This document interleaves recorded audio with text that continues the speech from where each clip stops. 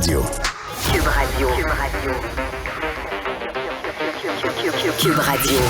En direct à LCN. Yasmine Abdel-Fadel dans les studios de Cube Radio. Bonjour Yasmine.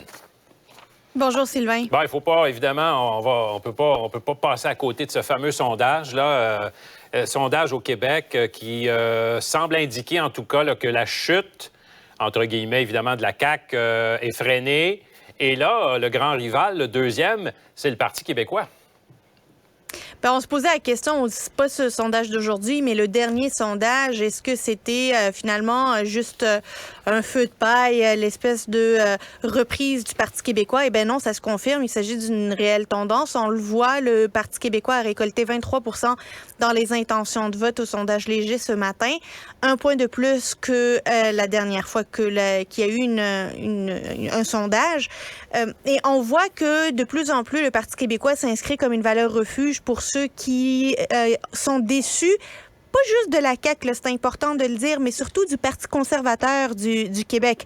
On voit que le Parti québécois et la Coalition Avenir Québec ont récolté chacun un point. Et on a vu que le Parti libéral et le Parti conservateur ont perdu chacun un point. Fait qu'on doit trouver ici les vases communicants. Et les vases communicants, ben, probablement Parti libéral, c'est la CAQ et Parti conservateur, c'est le PQ. Oui, mais un point, Yasmine, on est dans la marge d'erreur. Difficile de dire, bon, qui est vraiment gagnant dans tout ça. Ce qui est clair, c'est que, bon, évidemment, là, vous l'avez dit, c'est cette tendance du Parti québécois là, qui graduellement grappille. Mais que dire du Parti libéral? C'est vraiment la catastrophe pour les libéraux, tant d'un point de vue national que sur les personnes que l'on voit au leadership, que sur les intentions de vote chez les francophones, que dans la région de Québec.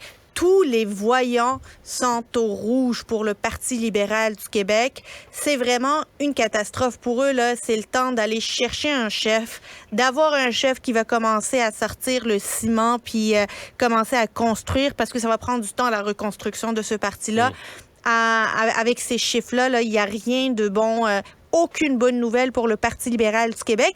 Et j'étais de ceux qui croyaient que la montée du PQ allait mener à une certaine montée naturelle du Parti libéral du Québec. Parce que, bon, quand le PQ monte, la souveraineté revient à l'avant-plan. Et qui dit souveraineté dit dualité, souverainisme, fédéralisme. Et donc, par la force des choses, le Parti libéral pourrait tirer son épingle du jeu. Mais Sylvain, même pas. Même pas.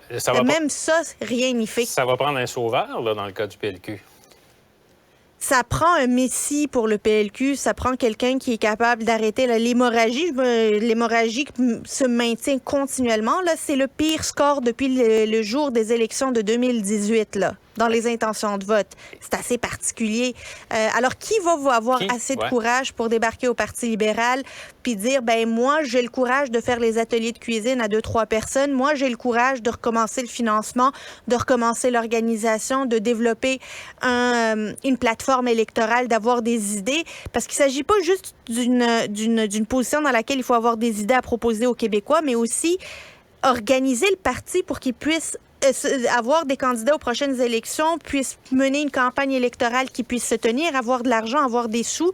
C'est pas une tâche aisée. Tout le monde n'est pas organisateur et politicien dans l'âme. C'est une aiguille dans une botte de foin, puis les libéraux sont mieux de commencer à chercher. Oui, parce qu'évidemment, là, on le voit, là, il y a Marois Rivski qui est en tête, mais il est à 11 %. Alors, donc, on n'a pas vraiment personne qui se dégage vraiment là, avec une avance importante. Le plus gros chiffre, c'est dans le « ne sait pas » à 68 %. Ça en dit long, là. Ben, je pense que les libéraux aussi le savent pas. Il y a personne ici qui se démarque, ni Marois Risky, ni Sophie Brochu, respectivement première et deuxième dans ce résultat, ne veulent aller dans ce leadership-là. Alors, on tombe avec Marc Tanguay qui arrive ensuite à 7 % là. Ça fait pas des enfants bien forts, comme diraient bien des grands-mères au Québec. Mais c'est assez catastrophique pour le Parti libéral parce que il va falloir aller chercher quelqu'un de l'externe qui est capable de démontrer que il y a des personnes qui ont une certaine popularité, une certaine crédibilité, qui y croient au Parti libéral. Il leur faut eux-mêmes se convaincre que c'est faisable. Je dois t'arrêter. On s'en va tout de suite à la période de questions à Ottawa. Merci, Yasmine. Et voilà qui termine.